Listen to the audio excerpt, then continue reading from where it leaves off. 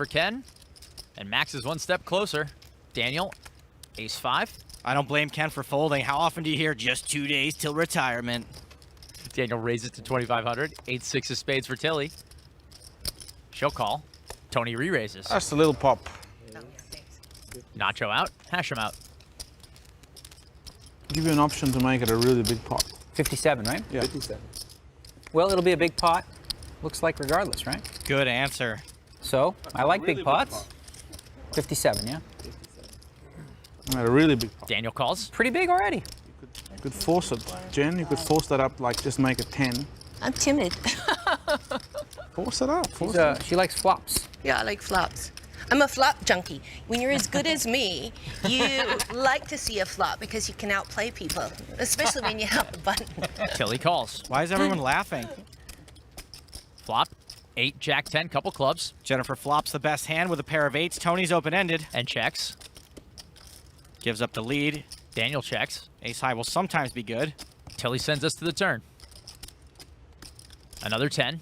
8's still good. Tony checks. Well, Daniel's checked this for a whole street.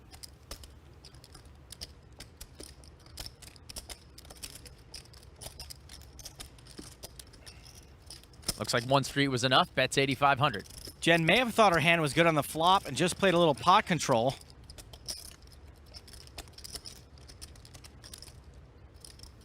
Throws out a 25K chip. That'll count as just a call. Gotta wonder if she meant to raise and just forgot to declare it.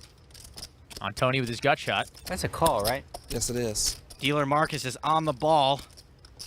Jen doesn't look too happy about it.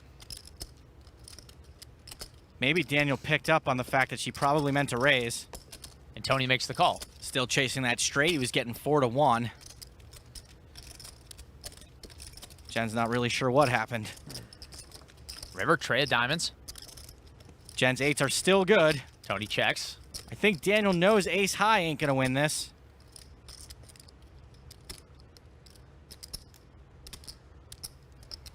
He'll fire at it anyway. Bets 18,000. Since Tony can be messing around, I think this bet is specifically designed to get Jennifer to fold her exact hand. What do you have, Daniel? With a busted flush draw. No, that's what Tony has. Oh, never mind. Poor Tony, always getting picked on. He didn't even have that good. Oh, feels like I have the best hand. Mm-hmm. This would be one heck of a call, but Daniel did check the flop, which he might not have done had he had a pair, and every draw missed.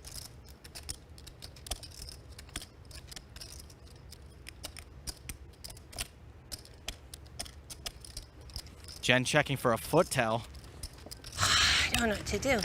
Jen stuck a bunch this week, and sometimes that doesn't lend itself to the easiest decisions.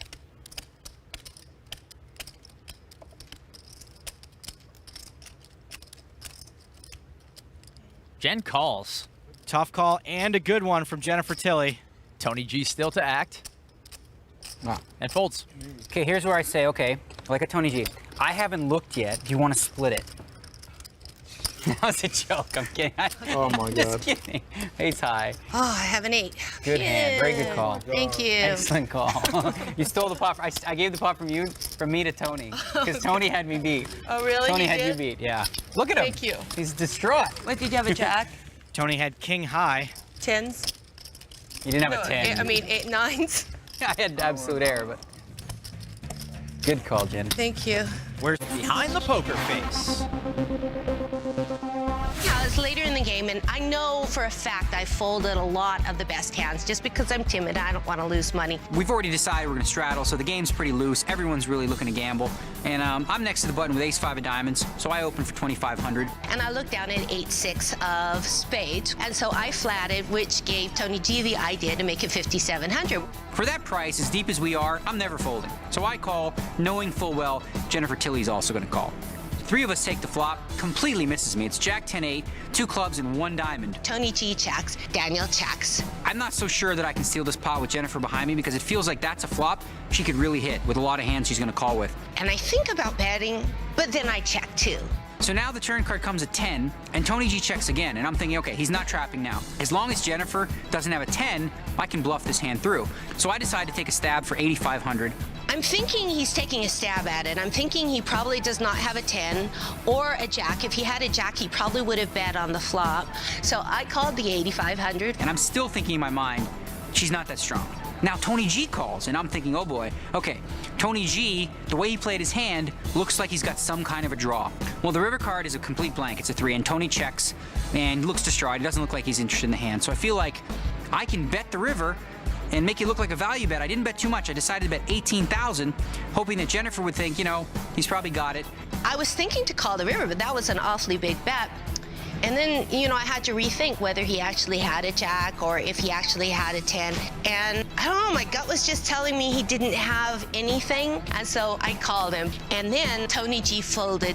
She ended up making a great call. She called me, Tony G folded. That was really one of the happiest moments of my life, because with that hand, I finally became unstuck after 5 days.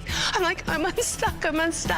In a sense, I didn't feel bad about losing the hand because my read was right. Jennifer was weak, Tony G was on a draw, so my betting made sense the whole way through. It just didn't work out this time.